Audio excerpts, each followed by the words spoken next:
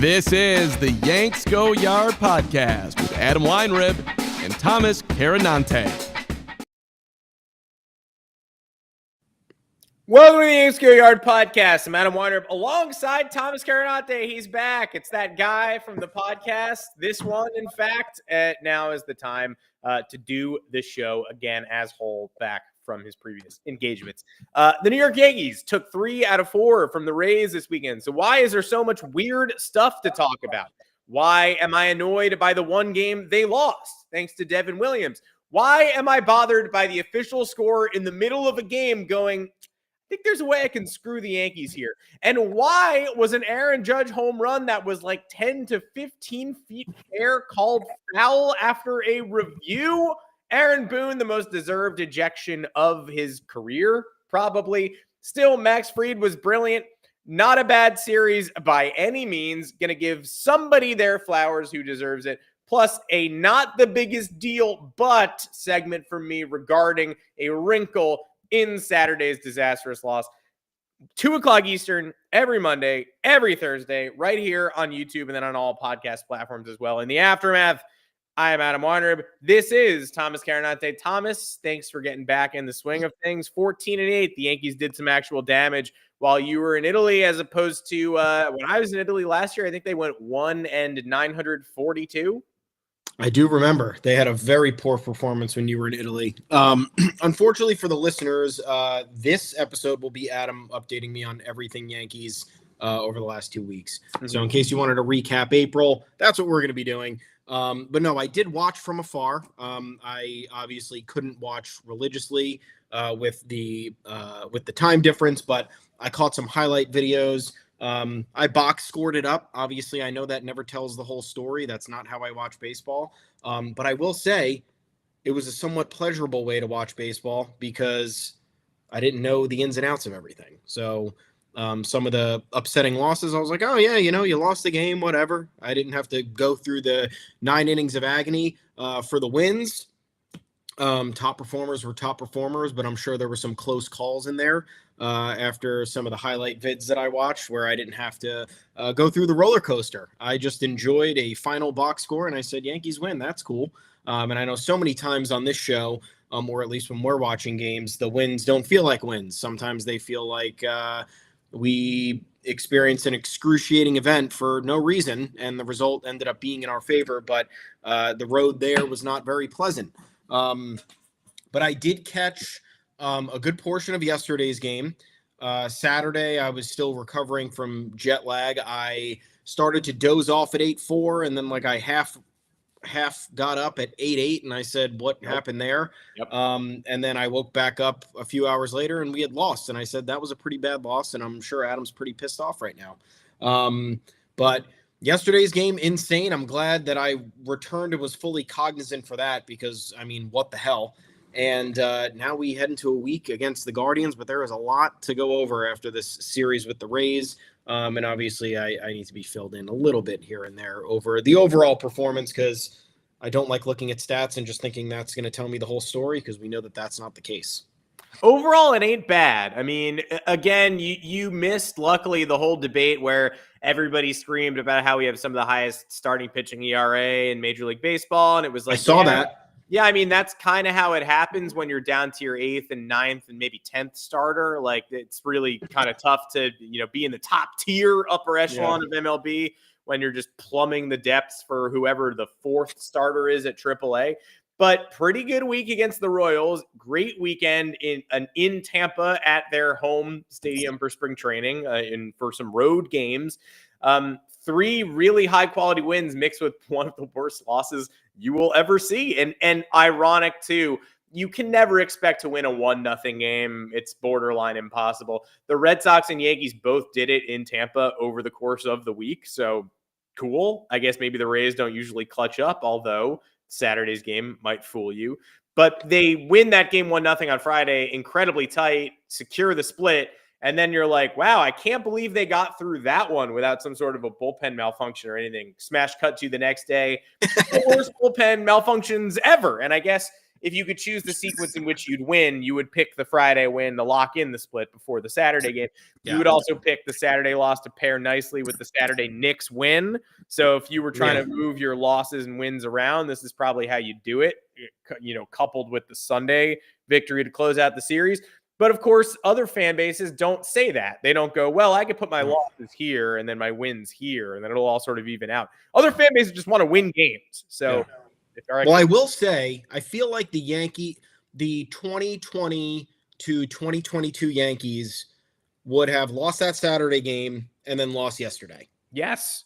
Last year's Yankees, 50-50 shot. I know it was a very good team, but they did fumble momentum a lot. I know it's early, and I know we don't know what this team is going to do, but the early returns have been nice, and the fact that they rebounded to win in the manner they did yesterday with Max Fried doing what he was doing, incredibly encouraging sign. Yeah, I would fully agree. You've begun to chalk those fourth game of the series up as a loss when you've just lost the third one in that same way. 2021 too, they love to take the first two and then lose the series finale in just disastrous fashion. But this wasn't a series finale. They gave themselves one more bite at the apple, and it really paid off. A lot to talk about from the weekend, but yesterday just so much to zero in on. We will do that right now. Hey, Max Fried throwing a no-hitter. It reached the eighth inning, but also it didn't. Because in the middle of the game, Chandler Simpson's error hit to Paul Goldschmidt was called a hit by the official scorer, and then Max Fried gave up one more hit for good measure to someone named Jake Mangum to start off the seventh. So we shouldn't be talking about this because he gave up another clean hit and the Yankees won, but also we're going to talk about this because what?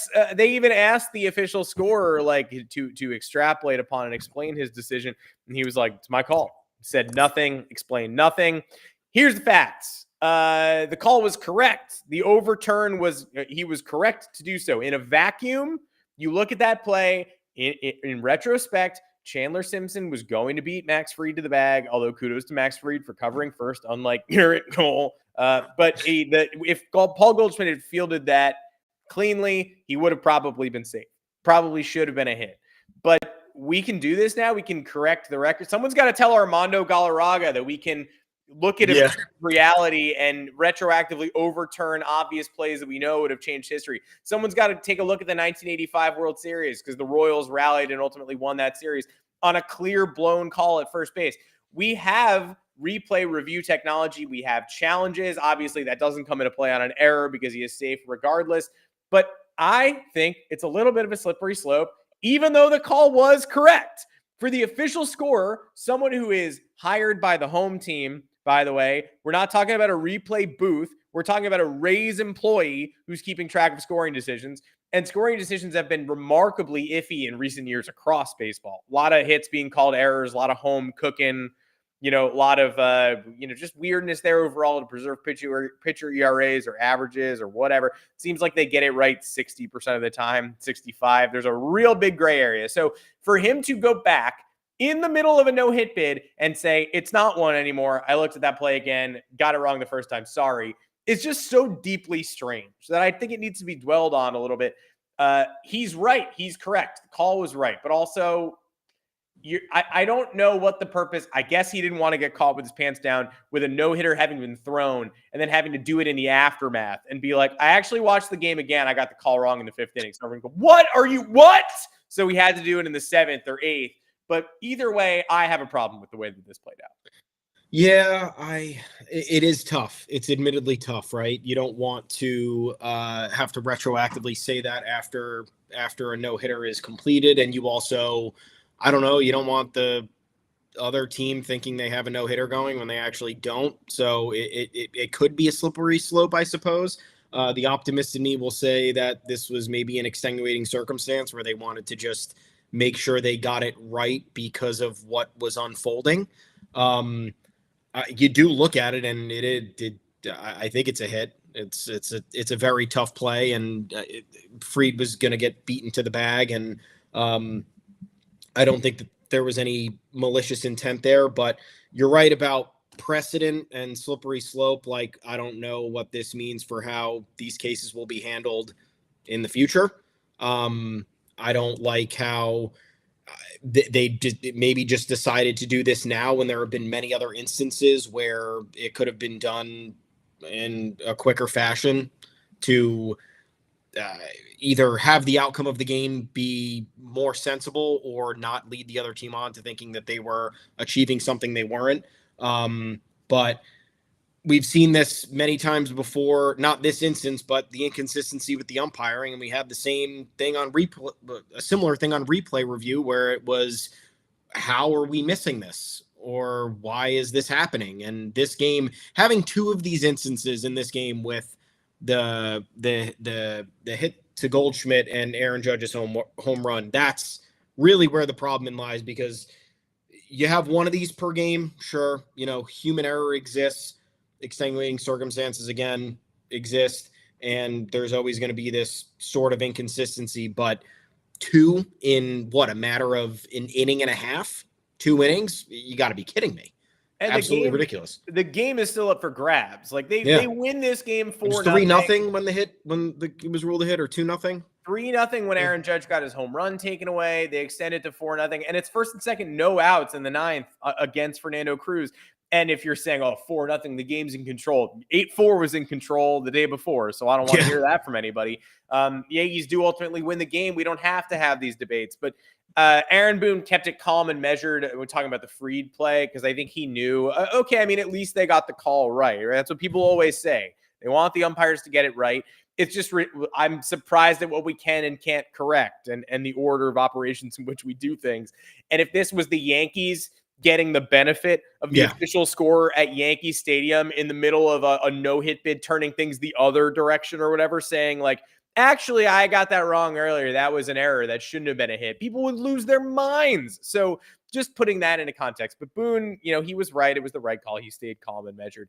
But on the Aaron Judge non-home run, he was as clear as it gets, saying, quote, the audacity of the call standing is remarkable. It's a home run. And you watch it. And I was out yesterday, Easter Sunday. Happy holidays to all who celebrated. So I was following, not watching, and you hear there's a controversy. Okay, fair foul. Maybe it's inconclusive. Nothing has ever been less inconclusive than the video replay of the Aaron Judge home run where they decided the call stood. You're not looking at nuance. You're not looking at a toe on a bag or a baseball changing direction. You are looking at a baseball going this way or this way. This is the foul pole behind me. Did the ball go here or did it go here? And it went closer to where my head is. Like, I'm even going to move a little bit. Like, the zoomed in angle, the baseball went so plainly fair in a thicket of trees. They even gave you a green backdrop for the white baseball in case you were an idiot and were like, I don't even see it. Zoom in further. I still don't see it. They were like, God was like, here are shrubberies, you fools. Like, look at the ball crossing the path of the forest green trees and make your determination. It's like 15 feet fair, sailed into the bushes. And the umpires just said, yeah, no, that call's going to stand. We're sticking to our guns. Video, like, what, trust the science? Okay, trust the video? No, you can manipulate video these days. Probably AI replay. I'm sticking to what I said the first time. So again, not going to blow my top off and lose my mind. We said we're going to keep counting spring training of like the things that do not matter, but are also infuriating to me. I guess this would count as number 2. Aaron Judge lost a home run in 2017 too, when the umpires just could not figure out where the fence was, which is a core facet of umpiring. You got to know where the wall is and how high it goes. This is another one. And we're talking about Hall of Fame cases, and we're talking about like Aaron Judge is going to chase home run records, not career, but like, you never know when Aaron Judge is going to threaten to hit 70 homers in a season, and we just lost one. That's a home run. Don't understand. I don't know. You got to tell me. I've loved Aaron Boone's energy this year. Yeah. I don't know. I just feel like it's been I feel like he's been even keel, and he's erupted when he's needed to, and he's made the right decisions, and he hasn't kind of – usually he's fluffing, right? Just a bunch of nonsense trying to keep people – appeased, but this time around I think he's being blunt and also a bit more honest than usual. I thought this was a great example of that honesty. The ejection totally warranted. I mean, if you're a manager and you don't get ejected there, what are you doing? Are you even managing? Are you even on the team? And usually Aaron Boone is getting ejected for ridiculous stuff, whether it's arguing balls and strikes in the third inning when the Yankees are up 3-0, or if he just decides to get angry at an umpire 3 innings too late. We've seen that many times before. I've liked the conversation around this because you need that type of candor. When I don't know what they were watching, and this could set a bad precedent in some ways. I don't know when such an issue will pop up again, but I don't know what they're looking at there. It really was confusing. Very fitting for me to return and see that and be like, oh yeah, things are still fucked up here all the time, I guess. Doesn't matter in the long run, but like you said, day before it's 8-4 and you think the game's locked up, you have arguably the best closer in the league coming to shut it down. Rays win the game 10-8. Then you would love an insurance run in a 3-0 game, and you get it taken away from you for a don't know why. Like, replay review, again, is supposed to be utilized infrequently, right? We're not supposed to be using the replay review system to constantly interrupt games. We've seen the disaster that is the NFL. There are constantly all of these discrepancies with replay, with challenges, with not knowing or knowing what a catch is, with first down marks and things like that. Baseball never, it was never part of the sport until somewhat recently. And there's a limit to how many replay reviews can be made. And you would hope that because there's a limit, you have closer to 100% success rate, because you have a team of people looking at the video, looking at different angles of the video, looking at different speeds of the video. So a bang bang play at second base where it's a close call, sure, like the foot comes off the bag a millimeter. All right, frustrating, but that's the call, I guess. For something like this is black and white. This is the home run is a home run, and don't know why we got it wrong the first time. It almost felt like they were like, we have to call this foul because the fact that we didn't call it fair was so absurd. It's going to make everybody look even worse. So we're just going to keep it foul. And I know that's a crazy explanation for this, but I don't know what else they could have been looking at. Was there an angle that the viewers didn't have? I don't know, like an aerial where you're seeing the ball go over, and maybe there was a chance that because the foul pole was short, it was dangerously closer to foul than we thought it was, and the umpires were like, yeah, we're just going to uphold it. But didn't see that angle, just saw the one where it cleared the fence by 150 feet and was fair by 10 feet. I love Aaron Boone calling that out, because again, like, replay review needs to be held to the highest standard possible. There are so few plays that are reviewed, and there are so few plays in this instance in baseball where the call matters a lot. It could change the outcome of a game. It could halt momentum. It could spur momentum, whatever you want to call it. And if the Yankees lose this game 4-3, then there's outrage.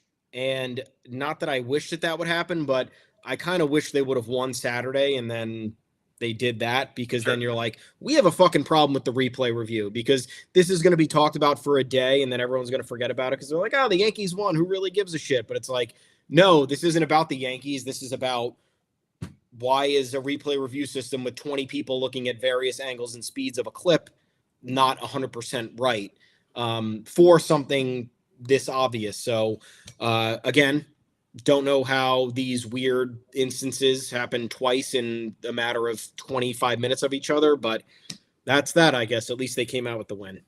Yeah, I hear you, though. I think, look, if you wanted to reverse the games, I think that would be a good idea and an interesting way to spark conversation. Although, you know that the toxicity in Yankee conversation only increases with every instance of argument.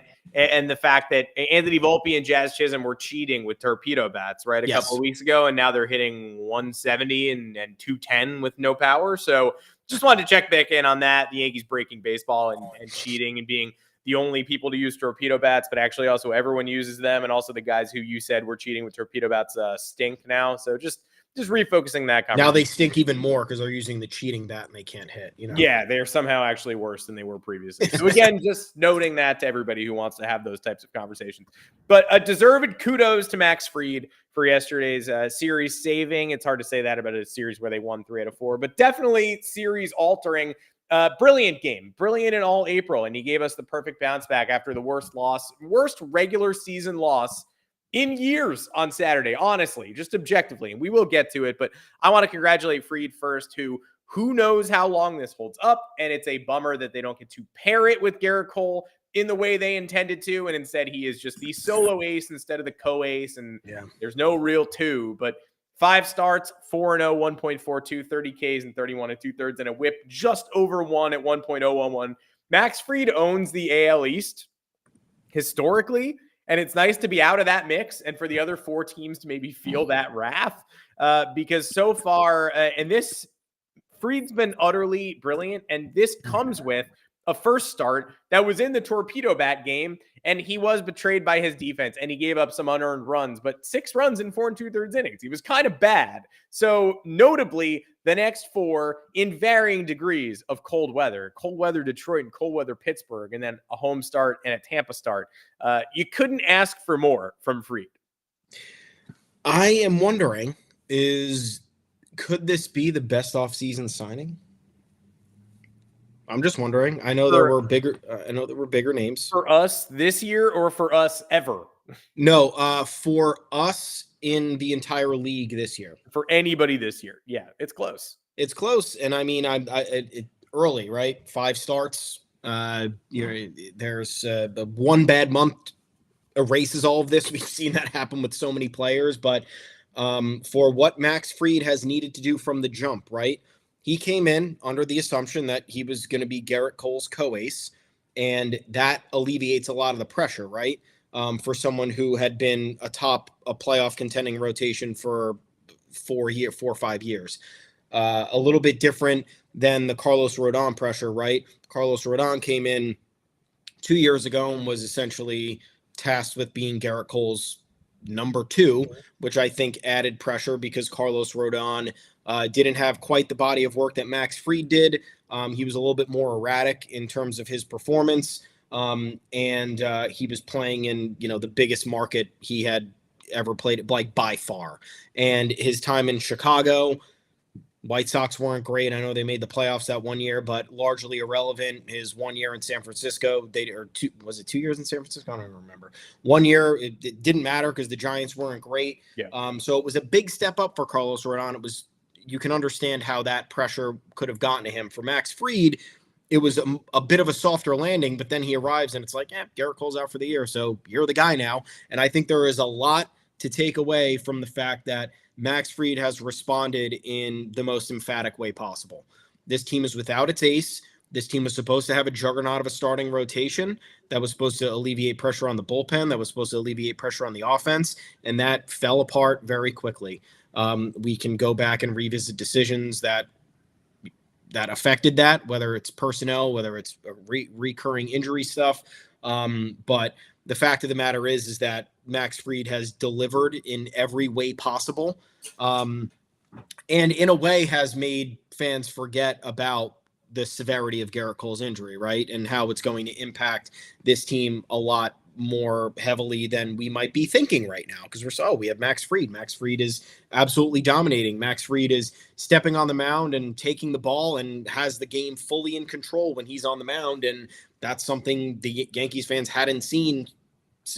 That's something they only saw with Garrett Cole, and then they got good performances out of everybody else, but that type of dominance was absent with Garrett Cole going down. Now Max Fried, I think this is, one of the best, could be the best start of his career in a month-long stretch. And you look at, the contract, everybody was sitting there saying, it's 1 or 2 years too many. It's $40 million too many. And it's like, doesn't matter. Like if he can earn his keep this year and, have a Cy Young caliber season, and maybe the Yankees do something semi-special with him leading the way, that's going to pay for every overpay that everybody thought had transpired. So I'm looking at this, and, you got to look at all these cases in specific terms, right? So like the Yankees signed Max Fried. On the surface, it's like, oh yeah, it's a luxury signing. They were bringing him in to absolutely create an unstoppable starting rotation. But guess what? That's no longer the case. So now if Max Fried is delivering on his end of the bargain at this level and at this magnitude, and it's helping the Yankees overcome all of these early obstacles, then there's no value to that. I'd pay any dollar amount. Yeah, and again, like we aligned everyone on the overpay possibilities, right? We thought, right, you have to overpay to get what you want and need. So there's no such thing as an overpay as long as the overpay delivers and you can make the budget work. And you have to give an extra year. Okay, boo-hoo. Well, they did what it took to secure Fried. Imagine if he was a Red Sox right now. Like the Boston Red Sox are probably going to be much better than they are, but they are treading water and losing starting pitchers and taking on water in the rotation. And they could have had Max Fried if the Yankees had not paid up the additional year. So just want to remind everyone of that as well. We are not making judgments too soon in April, but we are saying that this is a clearly phenomenal addition and stabilizing force and exactly what they needed. They can count on someone every 5 days, even after losing their ace and making the rotation objectively worse. Yeah, and you got to remember for April, right? The famous saying, you can't win the division in April, but you can lose it. And the Yankees were in a precarious situation to start this year, and it very much could have gone differently. April's obviously not over, but with the cushion that they've built, even a poor end to the month has them in good position to sustain play and remain afloat, at least in the wild card atop the division, whatever you project this team to do this year, whatever you're thinking as a fan. I think they've exceeded expectations, and they put themselves in a position to overcome everything that they've dealt with early on that I think a lot of people didn't expect. Like even going into this year without before Garrett Cole had went down with an injury, like a lot of people were critical of this team, right? They were saying, oh yeah, starting rotation might be good, but what is Carlos Rodón, and is Luis Gil going to repeat his rookie season, and can Clark Schmidt not be injured again? And then you look at the lineup, it's like, oh, what's this team without Juan Soto? Like Cody Bellinger, okay, like that's not replacing Juan Soto. Paul Goldschmidt, everyone's saying, oh, well, he's going to be 40. He's not going to be as good as everybody thinks he is. So there was so many criticisms coming into this season, and then you go through all the other younger players who, I don't know, outside people may not have thought were impressive. Like you look at Ben Rice, I think a lot of people might have been laughing that maybe we were relying too heavily on Ben Rice. Ben Rice has been amazing. Austin Wells, I think a lot of people might have thought we were overshooting expectations on him because of how he stumbled at the end of the season with fatigue or whatever. Anthony Volpe, we know how that conversation goes with his bat. It's still ongoing right now because there are troubles. Oswaldo Cabrera starting at third base. Like everybody had some shit to say, and now I'm not hearing too much of it. Yeah, interesting. Although maybe else because I was in another country, though. Well, there's still shit. There's still sludge. Like somebody yesterday had a tweet go viral that was like, "Oh my God, look at the Yankees Juan Soto replacements, LMAO," and it was like Devin Williams and Cody Bellinger and Dominguez, leaving out Goldschmidt and Rice and Grisham and Fried, like the ones that worked, and the players who are filling the slack. No, we're not going to tweet about them. We'll tweet about the ones who've been really bad. And also, is it a burn to say that those three players on the Yankees have underperformed relative to expectations so far, and the Yankees are still 14-8, meaning they have better depth than they did last year with Juan Soto? Like, is that a burn that they've been able to withstand three really not, Bellinger and Williams have been bad. Dominguez has been fine and one of the top left fielders in baseball by some metrics, entering the weekend. But they've been able to withstand those underperformances because they have better depth and they have a better floor. They have a higher floor, if maybe not a lower ceiling. And they're 14-8, and they're right there in the conversation for best record in the league. So I don't really think that's a burn. And now, though, we will turn to Devin Williams, and it's unfortunate to be able to have to do this. But the silver lining of the first couple weeks when he just was not good, and you could ascribe it to classic March, April struggles. You could say adjustment to a new team or adjustment to fatherhood. Plenty of excuses, many of them valid. But the only thing you could say was that he hadn't actually blown a game yet. Like took a 4-0 lead to 4-3. They won that game. Took a 4-1 lead to 4-2 and put the tying runner in scoring position against the Brewers on opening day, won that game. They got walked off by the Pirates in extra innings with the ghost runner. Who even cares? The other big leads he flirted with blowing, they held on. So you can say, okay, talk to me when they actually blow one. And you're like, I hope the one that he eventually blows is a 1-run game and not a huge one or whatnot. Yeah. 8-4.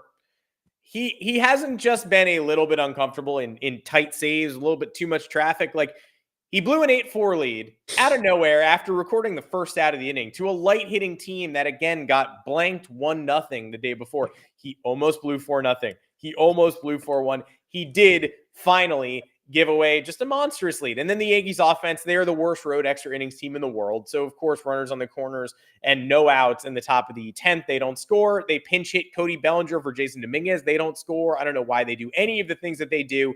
Out to dinner, and I get the push notification at the bottom of the inning and go, oh, I guess they got walked off immediately. Yup, home run. So that was great.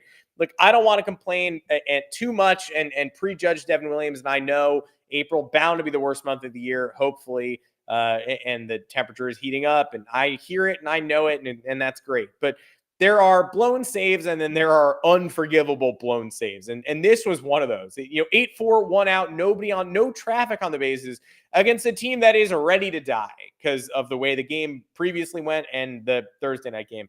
I just think, like, I'm not going to prejudge him and give him, he still gets benefit of the doubt from me. I'm not saying it's over. I'm not saying this is affecting my view of an extension, but there are some blown saves you overlook and there are some you can't. This is one you can't overlook. And so I'm not just going to bounce past it. Yeah, I agree. I think there are problems with Devin Williams. The walks are bad. He's not getting enough swing and miss. I don't know if that's attributed to look, last year he barely pitched. He pitched what, 20? I have it right here. It was like 20 something innings. Yeah, 21 2/3 innings. He dealt with injury. And again, there is a big difference going from Milwaukee to New York. And the closer job is one of the hardest in the sport if you want to talk pressure. The problem with this outing is that there kind of was no pressure. You had a 4-run lead. This is not the same Rays team that we've seen over the years, right? Like, and again, it's early in the season, but what I've seen from the Rays in this first month-ish, they're not that annoying cockroachy team that just keeps breathing down your neck. They are just maybe not that great. I think maybe some of the personnel decisions they've made over the last year and a half, 2 years are, finally coming back to bite them. So the fact that this transpired the way it did, and Devin Williams has had a couple of other close calls this season. I remember being away, and there was that game against the Tigers, right? Yeah. What he did, he was doing some shit there where he walked 2 guys. Yeah. Yeah. He gave up 3 earned runs. They almost blew that game. We got right to the doorstep there too. 2 outs, some guys on the bases, Yep. but like, who cares about 2 outs, dudes on the bases at 4-0? And then, oops, wild pitch. Oops, 2-run single, and here now it's 4-3, and you got to go. Yeah.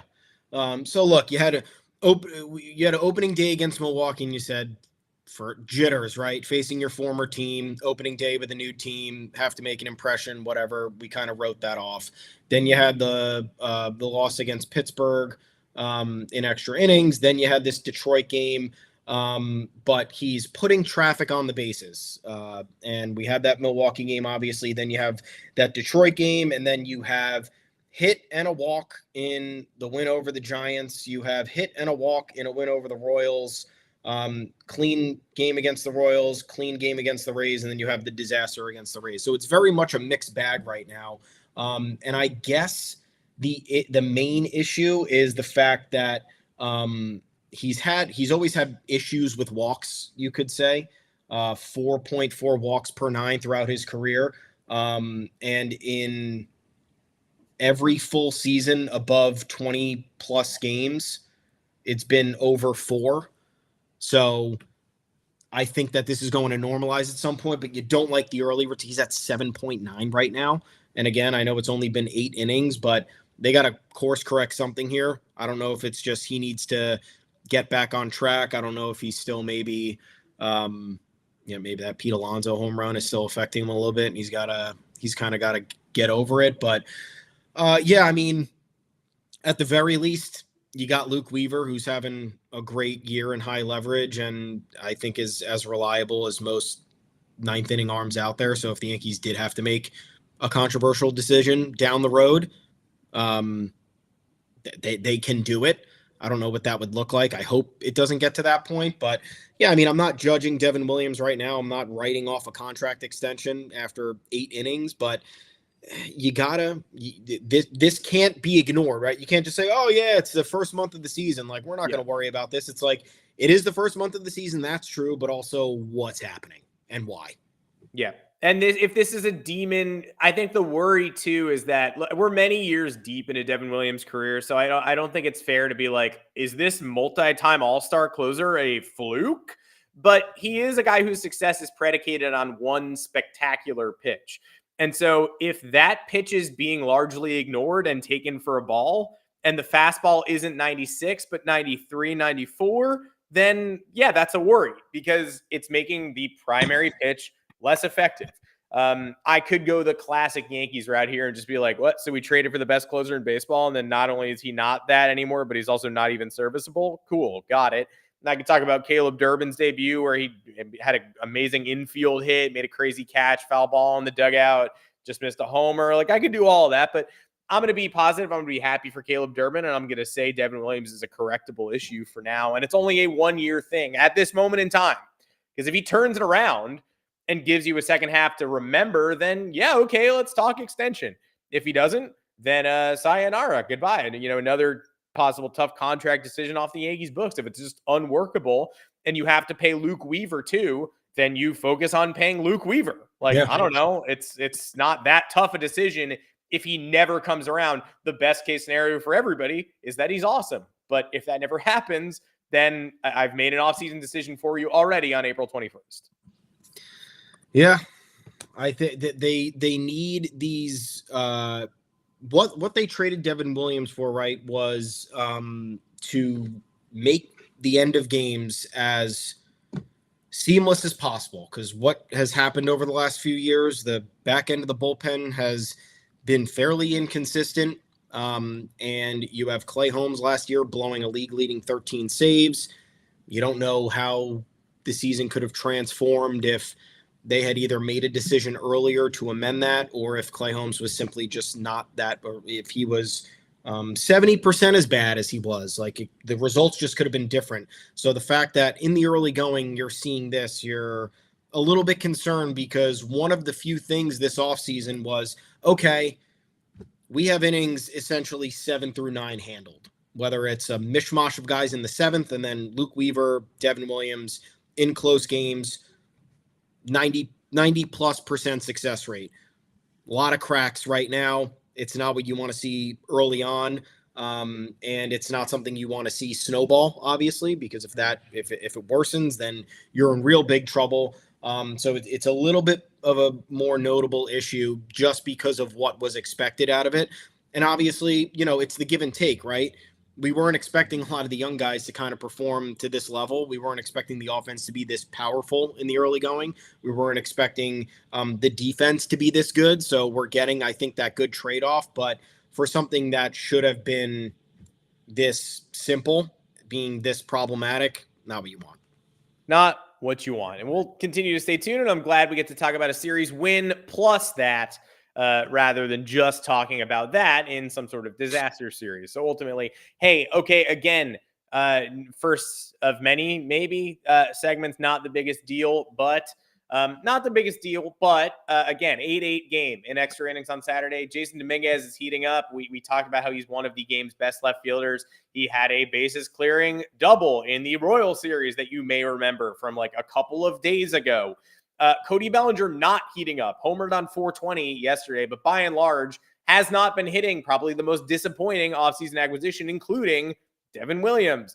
The Yankees are one of the worst extra inning road teams in the history of baseball. So it may not have mattered, but I do not know why you pinch hit Bellinger for Dominguez there in extras. You need someone to get the bat on the ball. At some point, you need to give Dominguez confidence. He just did it. He just cleared the bags. And in that game, in which it turned out he knocked his contacts loose, he was removed for defense. Everybody got mad, and then it turned out he couldn't see. Okay, fine. But he's been getting removed for defense a lot lately, despite making pretty good catches. Got replaced on defense by an injured Bellinger the other day against the Kansas City Royals. Bellinger missed a game with back stiffness and then still came in for Dominguez, even after Dominguez had made some pretty special-looking leaping catches. So getting replaced on defense is one thing. Getting pinch hit for when all your under-the-hood metrics are starting to show red and heat up a little bit, really, I'm not sure what we're doing there. And of course, what do we got? Strikeout, and then Oswaldo Cabrera goes down, and then Pablo Reyes is up instead of Ben Reyes because of the hit by pitch, and the Yankees get jack shit because that's what they do. So not the biggest deal.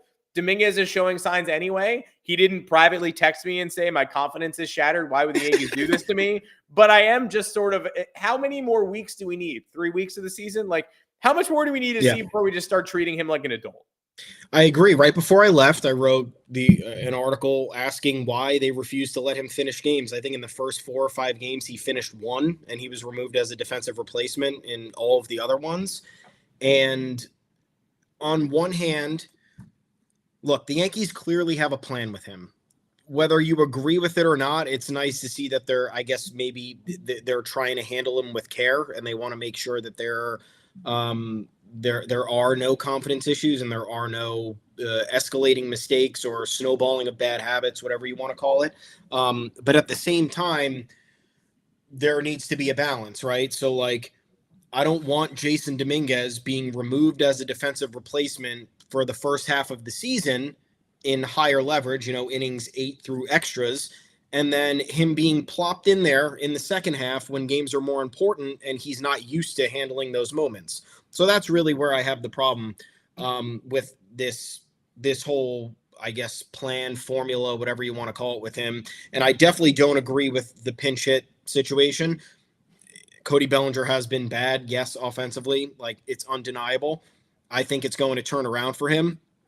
But with the way he's been playing, I totally agree. I don't see how that's the better pinch hitting option. Maybe in the playoffs, if you're saying, I want a battle-tested veteran going up in this tight spot as opposed to my young rookie outfielder. But it's April, dude. Like, Jasson Dominguez is going to need this experience, and it's better for him to get it early. And I understand that, again, there needs to be that handling with care, but there also needs to be a balance. He can't be yanked at every big situation. He can't be substituted for defensively whenever the games are close or whatever. And look, Trent Grisham being out for this week on the paternity, I hope that changes things. I really hope that just says we have to deal with what it is, and that's it. I know that I can foresee a situation where, like, maybe they throw Oswaldo Cabrera in the outfield and they use Vivas in the infield. I don't know if that's going to happen. I don't think it's going to happen, but maybe this will at least force them to be like, all right, Dominguez is in. It is what it is. We're not pinch hitting. We're not defensive replacing. It's just happening. But I think they need to be a little bit more liberal with his usage, because remember, this is a guy who came on and debuted with the craziest fanfare we've seen in however long. Mm-hmm. And I know that that's a long time ago at this point. And now the conversation around Dominguez is, can he get over the injuries? Can he find consistency? Can he carve out a role in a relatively unfamiliar-ish position? Can he get over the defensive struggles he experienced last year? But the only way that's going to work itself out is if he's thrown into the fire. They had no problem throwing Anthony Volpe into the fire, not sitting him for a game for 2 years. They had no problem leaving Austin Wells in the cleanup spot for 6 weeks longer than he should have been there. Why is Jasson Dominguez being treated differently? I don't understand. And you're right on the Grisham situation, which this team is already like short on outfielders. So again, I'm not going to do the paternity list personnel complaining. Like, we're going to see this team's true colors this week. He's going to be out for like 3 days, but they are going to be undermanned. And calling up your beat Vivas, who was called up last year and did not get a single rep in an Orioles series while he was up. So hopefully they use him. I guess the plan is, if they need an extra outfielder, which they always seem to, that Jazz can take reps out there, or Oswaldo Cabrera can take reps out there, and Vivas can take over and get some extra infield reps. Probably going to actually earn his major league debut this week, or maybe he'll just get sent into the sun like Eddie Rosario was in LA when they were like, Shohei Ohtani's on the paternity list, you're up. And he was like, I'll make you proud. And they were like, actually get fucked. You're going out, you're getting sent to hell. Shohei Ohtani's back. So, hey, who knows? It's certainly not me. But yeah, they're going to have to really be accommodating and move pieces around this week more than they have already, and probably be a little more amenable to aiding Jasson Dominguez. One final praise. Don't want to lose the first 2 games here either. Don't want to lose Jazz Chisholm tweeting mid-game that the umpire made a mistake. Maybe that's why the umpires treated the Yankees so poorly on Sunday. I don't know. Jazz was also right, by the way, the umpire. Just like the Max Fried hit, he did a makeup call. He botched strike 3 on the 2-2 pitch, then saw a pitch further off the plate on 3-2 and was like, this one's the strike. Never mind. I'm sorry. And Jazz was 100% right to blow up his spot like that. Maybe that set the tone for the rest of the series. But I don't want to lose the 1-0 game, and so I don't want to forget about Carlos Rodón. Nobody needed that one more than him. And to say that even feels reductive because he needed a good start. He needed a very good start. He did not need a 6 shutout innings, 9 Ks, sopping wet, sweaty on the mound, falling off the rubber, dominant type of outing. But he answered the bell and more in that game, and the Yankees win. Again, a game where they did not hit, a game where a Ben Rice home run was stolen by a spectacular Jose Caballero leaping catch, a thorn in the Yankees' side since the Seattle days, trying to celebrate the Garrett Cole's injury, I guess. Garrett Cole shook his finger at Caballero, and now he's saying, oh, you're out? Okay, I can do this. But Yankees win that game 1-0. They do not win that game without a spectacular Carlos Rodón performance.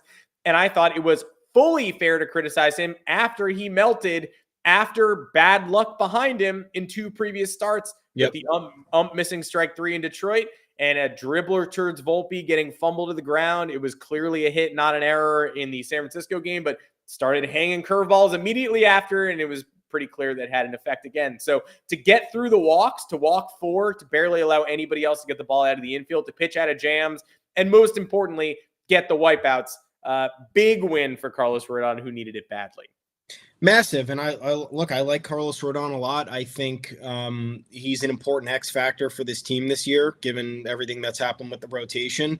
What's upsetting that I've watched from him is like what you just mentioned. It's his starts are not bad. It's one meltdown inning or one moment that gets to him and it all unravels. And you're just like, dude, you were doing so well. What's going on? Or obviously it's the first inning stuff, which we know to be a problem here and there. But for the most part, even like in his roller coaster year last year, it was a lot of just, you could identify the moment where he completely fell apart and you were just like, shouldn't a veteran be able to just handle this a little bit better? Not asking for a 95% success rate, but like, every single time we are faced with adversity, there's a crumble for the ages. And those were his previous 3 starts, got off to that bad start against the Diamondbacks and then cruised through the next 4 innings and had no issues. But the Yankees couldn't score enough runs in that one. And then you had the 2 issues in the other games. So I know that this game against the Rays didn't defiantly have that moment. But again, divisional opponent, team that's given him a bit of trouble in the past over the last 2 years. And the fact that he was able to hold the line when he was getting no support from the offense, could be a little bit of a positive. Would be great. The strikeout numbers are there for him too. Like he's getting whiffs, he's getting the swings and misses. Now it's about him just leveling up in those tougher moments when either there's a bad call or there's a poor defensive play or there's traffic on the bases. And I don't want to say he'd be cured if that were it, but I mean, he'd be much closer to a number 2 starting pitcher than he's ever been with this team. If that's the one thing affecting him. And I know year 1 was nagging injuries and unidentifiable. He had that unidentifiable back issue, very frustrating, consistency on the mound, whatever. But you have last year under your belt, barely interrupted by anything. Now you have a start to this year. It wasn't the start that he wanted, but this could be a stepping stone for what's next. And I'm hoping he has a good year because it's going to make all the difference for this team. And some great playoff moments last year and some weird ones, but you were hoping that this year would be a little bit more consistent. And so far it's been the opposite of that. But 5th start, matched the first one on opening day. Some very good work from Rodón. And again, like you said, even the ones that don't look so great in the aftermath, if you watched them live, it was either horrible first inning correction from that point or great first 5 innings, blow up at the end. So all they need is to eliminate those moments, and you'll be much closer. Obviously, easier said than done, but a major step forward for Rodón here. The Yankees go to Cleveland now, tonight, tomorrow night, and Wednesday afternoon, facing a strange Guardians team where the issue suddenly is starting pitching instead of it being their strength. They are sending out Tanner Bybee and Devin Williams, and they are sending out guys and Luis Ortiz and guys with 5 ERAs, and it never totally makes a difference, but maybe it will. This time around, the Yankees are matching. Clark Schmidt gets his second start of the year tonight. Either way, 14-8, not a terrible place to be. Thomas, welcome home. The Yankees are fine and kind of interesting, and the National League is better than the American League, but the Yankees are the best of the American League. So that's half the battle. Sure is. I'm liking this start. I'm not going to complain. There are some things to nitpick. Not going to do it, though, because this team is not at full strength. They have a lot of guys who need to come into their own. And I think the early returns have overall been good. I have, again, from afar, it's going to suck. Now I'm back to watching these games full all the way through, and I'll have more complaints, but it was nice to be a casual fan on another continent. And I'll miss that for as long as I guess I do it again. Hopefully as soon as August, maybe, I don't know. But also wanted to give a big thanks to Danny Wexelman. She filled in for me a couple of times on this podcast with Adam. She's phenomenal. Love her.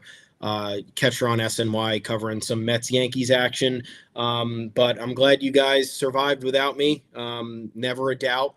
And I guess it starts tonight. Yankees, Cleveland, and then home against Toronto over the weekend. Should be exciting, right? I don't know.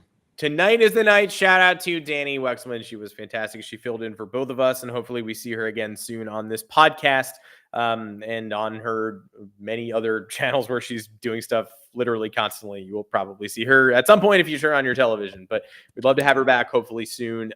Take care, everybody. Thank you for joining us. 2 o'clock Eastern every Monday, every Thursday on the Yanks Go Yard Podcast YouTube channel, and then right after that, on podcast platforms. I'm Adam Weinrib. You can find me on Twitter at Adam Weinrib. Thomas Carannante, are you still on X, the everything app? I am.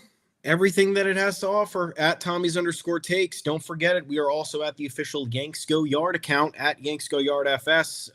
Please like and subscribe to the YouTube channel. Most important thing you can do for us. We'll appreciate it greatly. Head on over to yanksgoyard.com. I am back in writing. You better believe it. You can read all of the Yankees content we have up there, news, rumors, updates, opinions, whatever. We're going to be here all season, nonstop. Let's go. Yanks, Guardians tonight. Let's get another win. Lock it up. I see no reason not to. There's rain. Yeah, well, it's nasty. There's a tarp on the field, so stay tuned. Rain delay content is our bread and butter, but also it sucks because I like baseball. So maybe baseball tonight, maybe not, maybe wet. Who knows? Cleveland in April. Why they keep sending the Yankees to the AL Central hellholes during April, I don't know. Shout out to the Red Sox also on completing your grueling 7 games with the Chicago White Sox this April and inching out a 4-3 record. So congrats. That must have been tough. Now you get to move on to the rest of baseball and face slightly, easier. I know it's not the White Sox, but you'll still get to face some top-level competition for the rest of April and into the season 7 times, April 21st and 7 times. We will see you again on Thursday. We'll know a little bit more about the Yankees because that's how it always works. Until then, take care, everybody. We'll catch you later.